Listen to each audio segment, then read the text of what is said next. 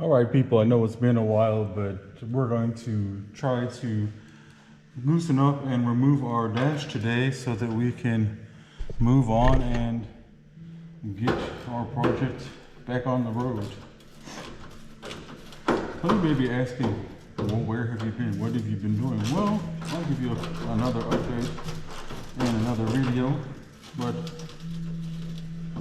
you know, things have been going on, pandemic, war in Ukraine, and this and that, life, new job.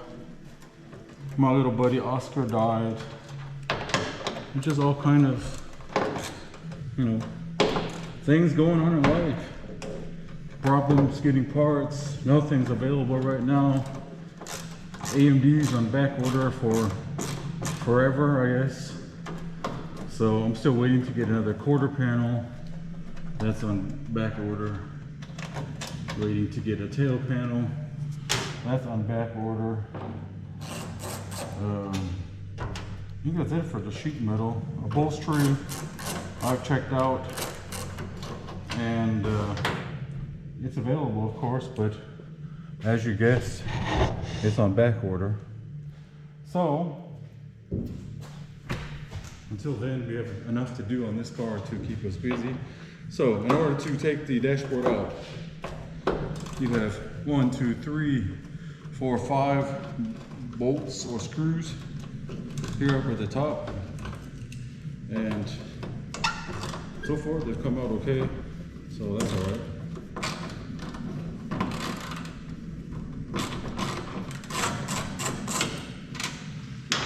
Now let's have a 3-inch size socket here, and a little 1/4-inch ratchet, and hopefully we'll be able to get all of these out without too much of a fight. This one's so rusty, it's just turning, so I'll be right back. So one little fight with the angle grinder later, and yeah, the dash is loose. Because that bolt was so rusted in there into the little clips here that it just didn't want to come out. So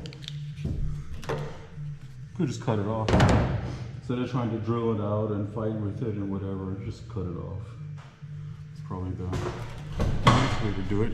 So previously to trying to remove the dash here, we removed the steering column, which there's enough videos on YouTube, you can see how that's done. We removed the, we being I, because there's nobody else here to help me at the moment. So I removed the steering column, which was no major task. There's only a couple of bolts and a pin and whatnot. And yeah, that was taken out. So basically, once you've got the dash loose on the top, you've got 2 bolts on each side of the bottom of the dash, which I can show you, of course. And with those bolts down here, down in the hole, basically, you can swing the dashboard towards the inside of the car so that you can disconnect everything correctly. So we have some wiring and whatnot that I've kind of like to all leave into place, as well as the cables for the vents and whatnot. I like to leave all that in place as well. So give me a second so I can get this swung forward, and then we can show you some more. All right, so once you've got the dash hanging down like this, is a good opportunity to disconnect all of your wires and your cables for your vents and whatnot. So you've got these 2 cables that connect to your heater resistor, which is mounted to the heater box. You've got a cable for the vents here, back here, and over here. So basically on both of the cowls, and in the middle to get the heater going or not going, depending on your preferred temperature. The vents were already previously disconnected by age and heat. We had two wires down here. If you can see the plug down there, there's two wires there that you need to unplug. There's of course all of your wiring that goes to the back of the car, to the tail lights, to the dome light. This, for example, this is the plug for the dome light.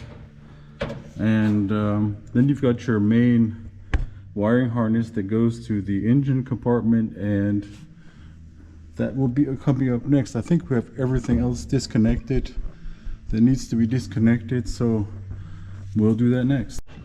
All right, here in the engine compartment, we want to remove the whole junction block here. So you should just have to push down on these tabs while giving the whole block a bit of a push. If I had two hands, it would be easier, so let me set it up.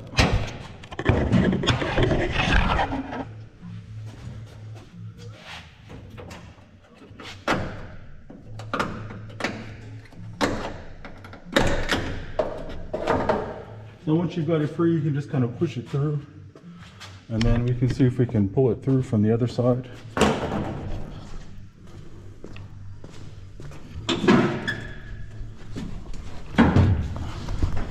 Which may be easy, it may not be easy, we'll see. Yeah, so as you can see, we were able to pull the whole junction block through to the other side, and now the dash should be free except for the vacuum hoses for the headlights. So we can pull them through next, or push them through, depending.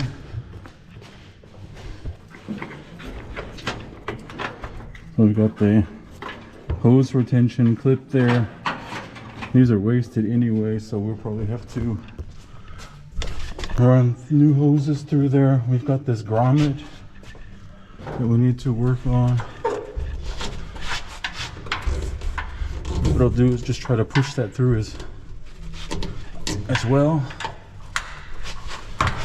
if possible. And if this gets to be too difficult, what you can do is get your heat gun, and you can just kind of warm it up a little bit to give it some renewed flexibility. I think I should be able to get it through if I had both hands.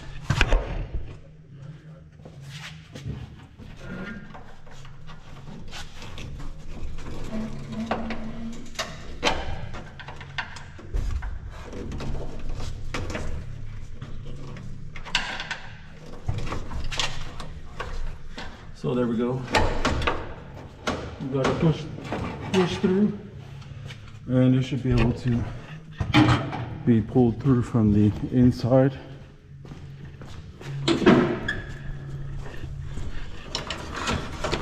See, this goes to the headlight switch.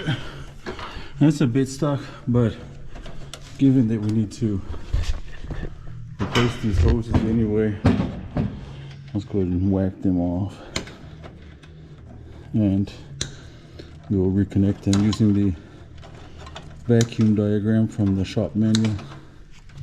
So those are free. So I think that's it, except for the two bolts on each side, or one bolt on each side, which are down here. You can kind of see that it swivels down. If you look down in there, you can see the two bolts that this is hanging on. So that's it. So I'll loosen them up and see if I can pull the dash out by myself. So it's loose. And it's not heavy, it's just bulky. So pull it back carefully, make sure we didn't forget anything, or nothing got hung up on the rest of the stuff.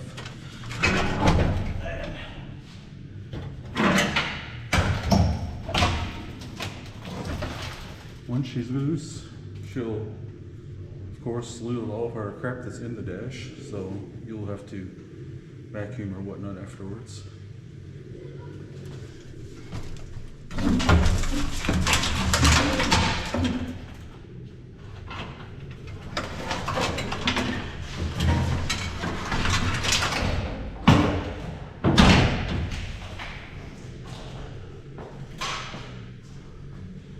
So once you get done, you'll end up with no dash.